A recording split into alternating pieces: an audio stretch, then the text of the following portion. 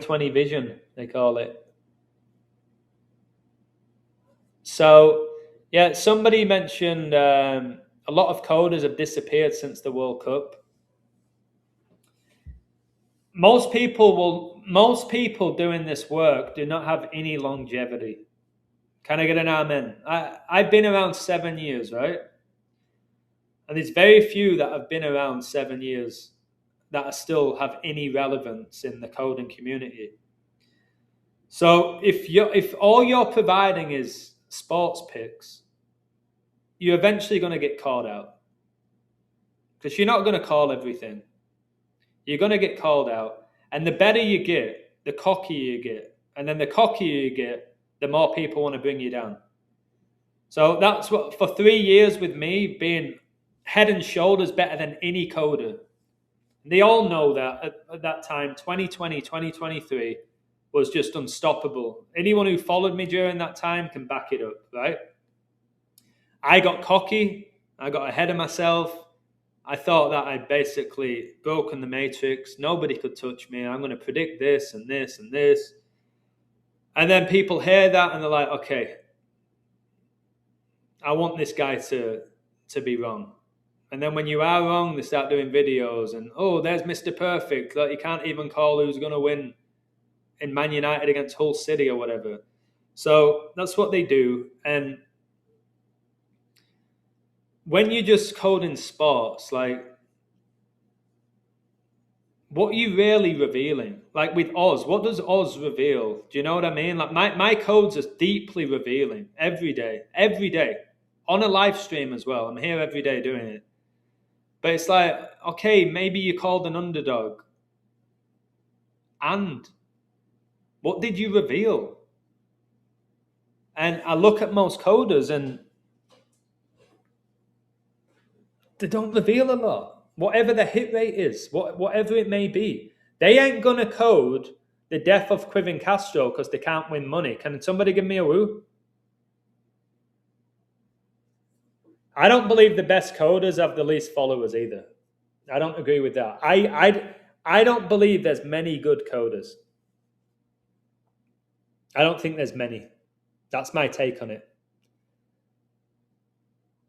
So I don't think it's about the following, but getting a following is difficult.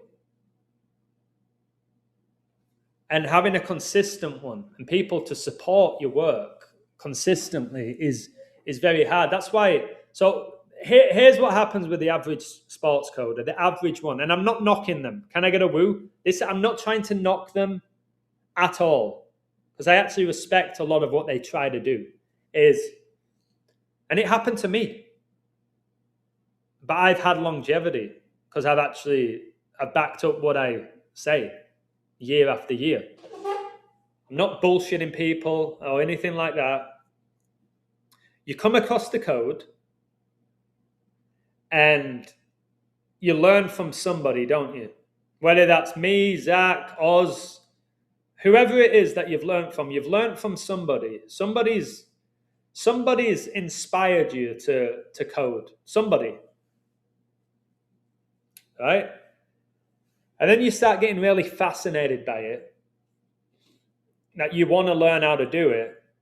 And then you start gambling, you win a bit of money. You're like, whoa. You think that, okay, I've got all the answers here. Then you get a couple of picks. You've got your own way of coding, your own style, and maybe you hit a couple of baseball picks or Premier League or World Cup or whatever it is. And before you know it, you're sharing all your tweets of your codes like you've solved everything. You've broken the matrix, right? And then you start getting likes, so you're feeling that validation for your work. And then you're saying, oh, wait, all these people have Patreons and websites. I should do that. That's what I did with Zach. I was like, if he's doing this, I'm going to do it. I'm going to get better than him. That's what I said. So I said, I'm going to set up a Patreon. He inspired it, but I set it up. And thankfully for me, I did really well. But for most people, they set up the Patreon, but now you've got pressure, right? you've got pressure. Because, and again, smash that like button. Speaking of numbers, I know that my videos are probably getting thousands of likes, tens of thousands of views, but it's telling me 33 likes now. I've got about 300 on my website. Why do I never get 300 likes? I got 20,000 on Twitter, 16,000 on YouTube. All right. Yet we don't see more than 150 likes. We know it's a lie, don't we? Like you said, it's a lie. So then they've got the pressure, they've got to get the picks, then they miss a few, they lose money, then they start getting insulted, they don't have the strength to deal with the insults. They're like, why am I putting in all this time for like $70 a month? And then they walk away and they stop coding, and then they end up coming back thinking they're going to do it again.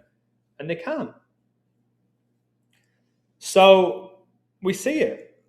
There's very few that have successful platforms doing this work. However, when I'm doing this, the sports is one element of what I do, and that's what Oz and other people cannot fathom. Can I get an amen?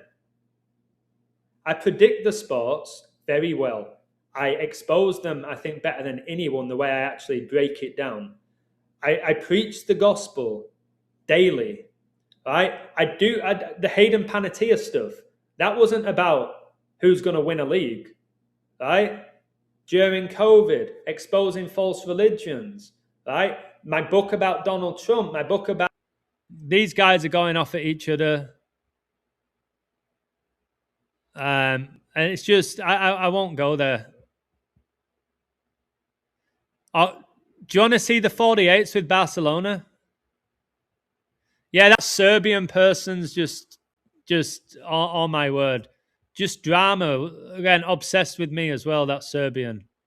The Egyptian king, there he is. He gets the winning goal after 48 minutes on Kobe's 48th birthday, who has a crown tattoo. Yeah, don't get caught up in people like that Serbian who think they've got it all figured out when they don't. Always message me back in the day about tennis. Always asking for my opinion, and then before you know it, trying to expose me.